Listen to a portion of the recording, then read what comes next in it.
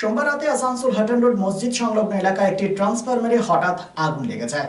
ঘটনা এলাকায় চাঞ্চল্য ছড়িয়ে পড়ে। স্থানীয় আগুন নেভানোর চেষ্টা করে স্থানীয়রা। দমকলের একটি ইঞ্জিন পৌঁছে আগুন নিয়ন্ত্রণে আনে। ঘটনার হতাহতের কোনো খবর নেই, যদিও কি কারণে আগুন খতিয়ে দেখছে দমকল কর্মী।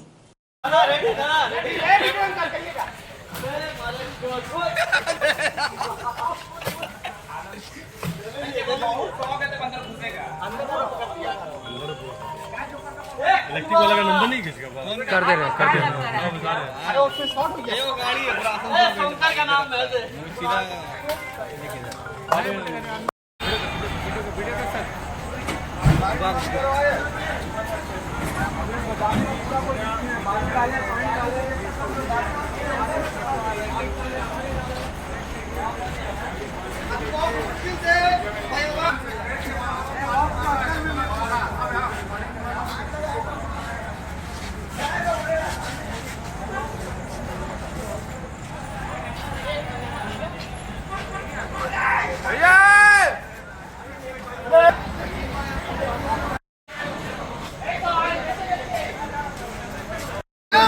ये घटना अभी हाटन रोड मस्जिद के सामने ये ट्रांसफार्मर है।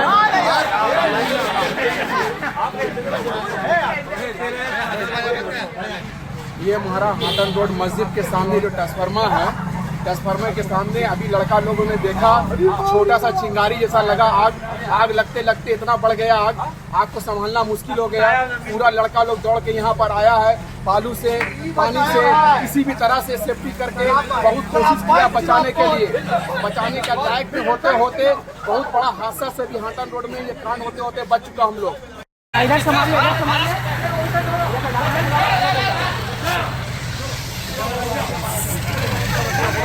আমাকে দাঁড়িয়ে থাকতে দেখেনি দুজন, কিন্তু সেদিন ওদের এত নিষ্ঠার সাথে পুতুলের বিয়ে দেওয়া দেখে কোথায় যেন হারিয়ে গেছিলাম।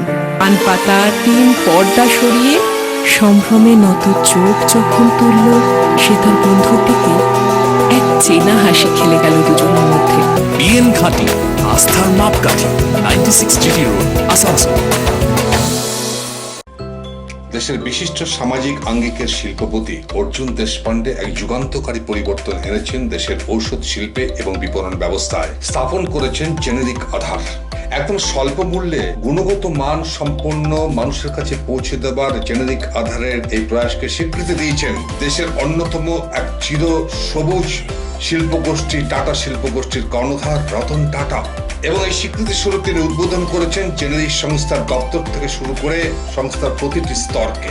পশ্চিম বর্ধমান জেলায় এই জেনেরিক আধারের একমাত্র এখনো বিপণন সংস্থা হেরা এন্টারপ্রাইজ আসানসোল পৌর নিগম 85 নম্বর ওয়ার্ড 2 নম্বর মহিশিলা কলোনিতে চলার পথ শুরু করেছে। আপনার পাশে সর্বদা প্রস্তুত উষ্ণতার পরশ নিয়ে হেরা এন্টারপ্রাইজ। এখানে পাবেন 40 থেকে 80% ডিসকাউন্টে সমস্ত জেনেরিক আধারের ঔষধ।